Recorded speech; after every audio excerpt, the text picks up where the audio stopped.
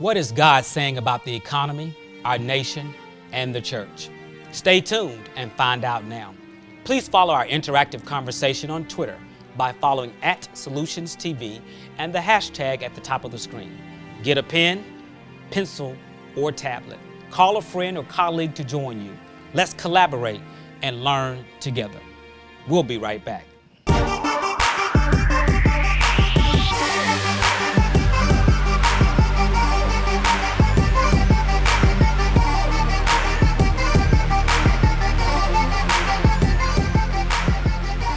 Welcome to Solutions, the definitive source for vetted economic dignity, knowledge, and access. Our collaborative journey towards our definitive purpose begins right now. I want to encourage you today and speak prophetically into your life that this painful and necessary shift that we are experiencing, an intentional change in our lives, families, communities, government, businesses, and churches will be counted toward our manifest destiny and purpose. Let's embrace it, learn it, live it, and give it. Be open-minded, complete your due diligence, take action, get results. Amos 3:7 declares, "Surely the sovereign Lord does nothing without revealing his plan to his servants, the prophets." Joining me today from downtown Atlanta's 200 office, the premier business lounge and accelerator for startups in Atlanta at 200 Peachtree, is Apostle Darryl Winston and Apostle Sharon Billins. Thank you for absolutely. Wow, we are living in some very, very interesting times. Apostle. I think you captured it. These are times of upheaval and unrest. There's a global shifting, as been mentioned before. There is creation is groaning, earnest expectation, waiting for the manifestation of the sons of God. And this global upheaval and unrest requires that the church in postmodernity answers. And I think that it's so important that we, like the sons of Issachar, discern the time and understand what we should do. Very, very good.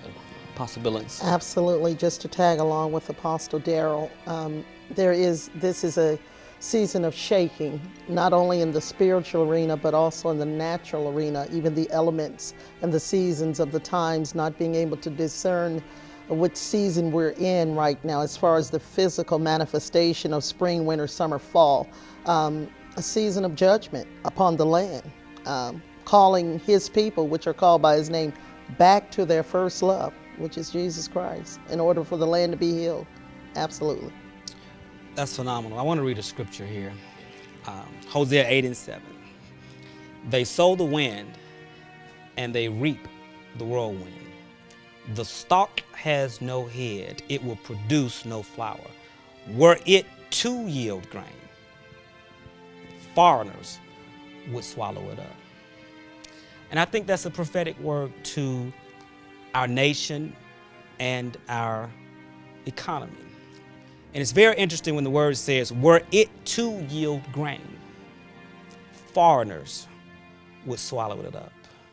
As we travel through the marketplace, the business sector, globally, we see that the investment capital, there is capital flowing in America, but there's billions, even trillions of dollars of foreign capital that's buying assets, debt, paper, sovereign funds from different countries are actually buying up America. One economist said it like this: it seemed like America was for sale. And so we've been embarking on this journey related to economic dignity, economic solutions, vetted, proven, solutions. And I went in prayer and I went in meditation. And uniquely, I spend the majority of my time in the marketplace. Someone has to be outside of the four walls, outside of the everyday Right. paradigms, and we have these types of conversations. It's a lonely place because you're in a world that doesn't quite understand you, and you're bringing information back to a world that sometimes despises you, but also embraces you. So it's weird. It's weird, and I wanted to thank you for agreeing, both of you, to come on. I know you had some questions that you want to challenge me with, and so I came prepared to answer them. I think it is so interesting when we find, as you said, the Economist stated that America is for sale. And being aware that there is, for lack of a better word, there's already a global marketplace, and everything is connected to this whole digital processing. We're seeing, like never before, China flexing. We're seeing this whole shift toward one world currency. But I think that my question to you is, with so many economists speaking and so many in the church seemingly only being attuned to where the next conference is going to be, or who's one we're going to consecrate next, I guess the question I have is, what do you think we need to do as the church in order to be relevant, in order to take advantage of the transferring of the wealth? We know, we've been hearing, we've been saying there's a wealth transference, but what is it going to take for us to position ourselves to receive? The word of the Lord is occupy. Luke 19:13. Occupy until I come. And when you look at the definition of the word occupy, it means to do business. Plain and simple. Business in terms of our personal business, our careers, our industries. We're to occupy those respective places.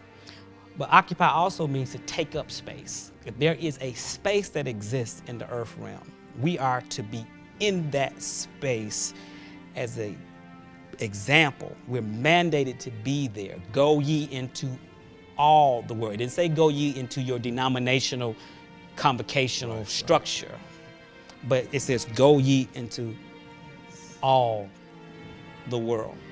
The next thing in terms of occupying is, this is the time for intentional engagement. We can no longer sit back and say, the world is coming to us. The marketplace is coming to us. They're seeking us. Even around the world, we've seen where even in the area of corporate sponsorships, it's drying up because of the economy. They're not seeking out. The model has shifted, and many people don't even realize that this is not the season of corporate sponsorships, but this is the season of intentional engagement for partnerships. And if you want to know what areas to focus your ministry, follow the crisis, follow the needs, follow the people. It's not rocket science. You can do a poll in your church and ask how many people are dealing with foreclosure. How many people will be transparent enough to say they've lost their home, they've lost their job. America is imploding, not so much because of economics, because of a centuries-old self-hatred against itself in terms of the abuse of children. We're seeing respected institutions, Penn State, Syracuse, churches, mega brands. We're seeing these institutions implode, not because of external attack, because of internal attack.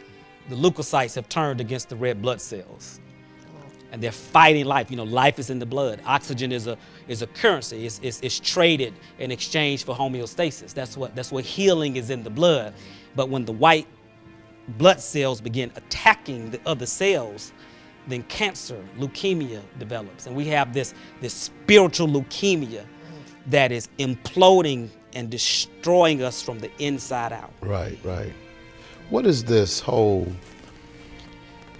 indifference toward addressing this seemingly pandemic, and in certain cases endemic as it relates to child abuse. Biblically, whenever Israel got in trouble with God, it was because they did not address the orphans, they did not take care of the widows, they engaged in idolatry. And it is my understanding that the church has, in many cases, forgot that God does not make an exception for us as it relates to the least of these. And Jesus, Dr. Howard Thurman wrote a book, Jesus and the Disinherited. And in that book, Dr. King used to carry this book with him all the time and used it as a motivator as he addressed the whole crisis in America. It appears that the church has forgotten about the least of these, and it appears that our silence and our lack of sensitivity to the plight of the suffering, to the children, needs to be addressed, even in a major way. Absolutely. When you begin to look at cycles of hate, cycles of self-hatred, I think there's such an indifference many times to what some mother's child, some mother's daughter or son is dealing with when you deal with this type of hate. You know, this is hate in its purest form, and it's really a function of insecurities and self-hate. There's something that's not being fulfilled with the person that they will attack, you know, someone there.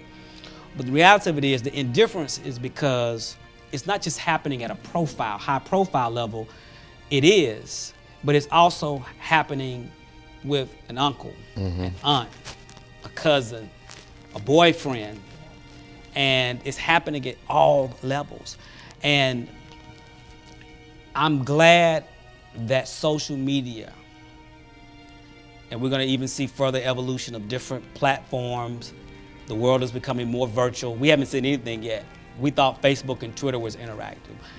It's not innovative anymore when the masses have it. It's old technology then. Yeah, yeah. So you getting a Twitter account is not innovative anymore. There's something else. You know, there's a whole virtual community called Second Life, where over 20 million people go and have an avatar, and you can go there and buy land, and you can buy different types of properties, and you can trade and actually sell the land that you've bought and built and developed. Where's the church in Second Life? Because people are spending their virtual lives and living out their fantasies. They think they're just living out their fantasies in these virtual communities on these smart devices and now these holographic devices. But what's happening, seeds are being planted and things are being reopened, and then they're acting them out where they see these gaps. And if you give a little man a little bit of power, there's going to be a little corruption to follow if he's dealing with insecurities and egos. But there's always a remnant. You know, we were on Twitter having this conversation, and our good friend and colleague, Pastor E. Dewey Smith, launched Speak Up, you know, where he's encouraging, the hashtag is Speak Up, encouraging young men and women, if you have been abused, to speak up. Every church in America needs a Speak Up program. Yes. And after you speak up, partnership. Not a handout. We don't want a corporate sponsorship for you to come in and just run a seminar. We want a partnership authentic with skilled people who can lead people on a real journey of, after we've prophesied, laid them out, poured oil on them, take them through that experience, great. They've got to go through a process at that